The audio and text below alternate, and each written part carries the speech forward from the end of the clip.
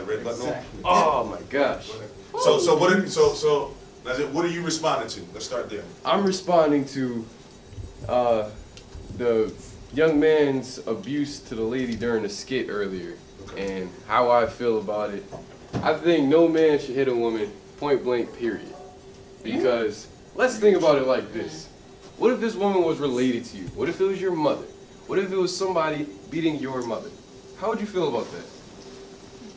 By hitting a young woman, you're hitting somebody's daughter. You're hitting somebody's future mother, aunt, grandmother.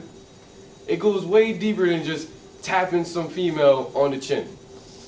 You're hurting her self-esteem. You're making her feel less of a person.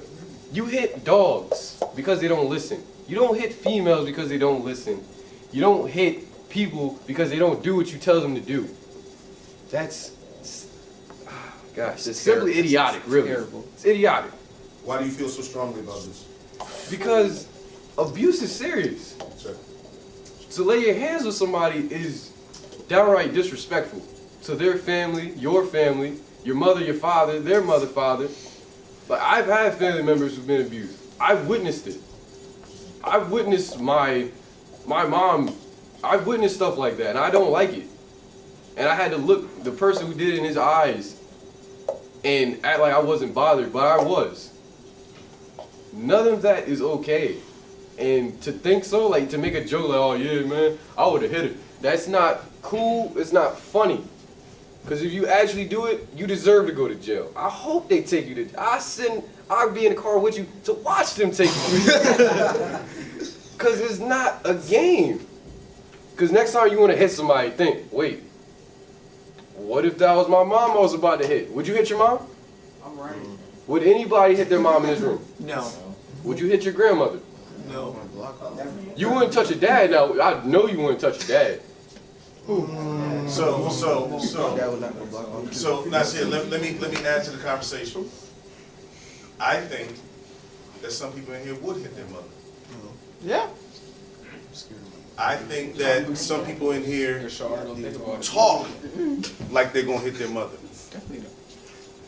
I know young people who have threatened their mother.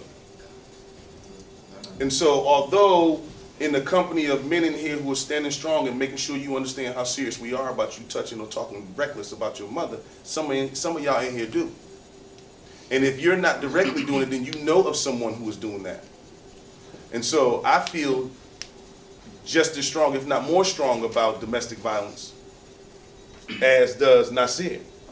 And I think that ultimately we got to start getting serious about the way that we carry ourselves as young men, because to even keep it more 100, y'all talk like that to some of these women teachers in here. Teachers. And y'all talk like y'all gonna do something. You guys present yourself in a manner that is okay just because you're feeling some type of way about the way that they quote unquote make you feel. So then you respond to them negatively. And so all I want to do is just broaden what Nasir is saying and contextualize it to some real stuff. A, you guys present yourselves that way to teachers, and then you get all mysterious about, oh, why they so mad at me? And then B, you talk that way to your parents or guardians or your grandparents. I had a young man, 14-year-old yesterday, who threatened his grandmother that's 78. And by the end of the day, he may be out of that house because of me.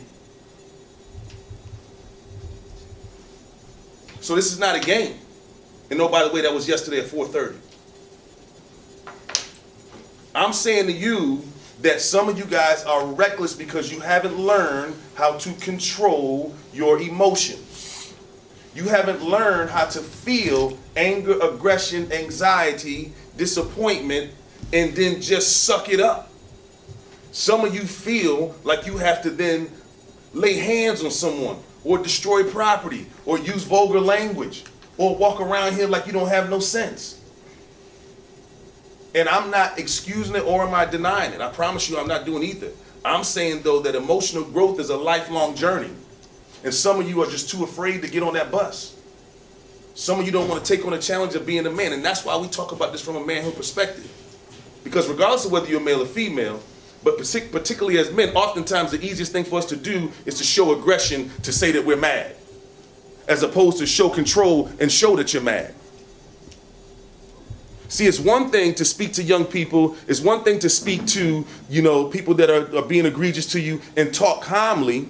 But it's another thing to go to infantile, to the lowest common denominator of manhood, and go 0 to 60 to aggression. That's what young men do too often. You guys have not learned how to de-escalate yourselves and to bring this stuff down to a space where you can project your voice. Because everyone in here has a level of intelligence that is higher than your behavior that you show. But that's a lifelong journey. You don't want to be the man that Nasir saw or the men that I've seen that have put their hands on somebody. You don't want to be that person. Because if you want to be that person, so I want y'all to hear this declaration.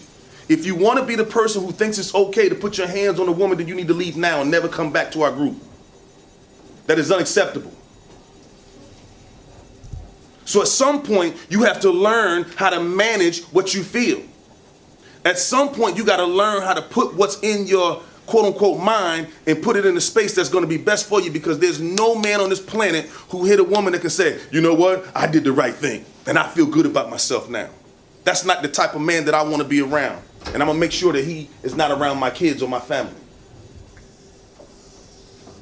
So this is serious to me. This is stuff that I deal with oftentimes too much, where I see the pain in the woman.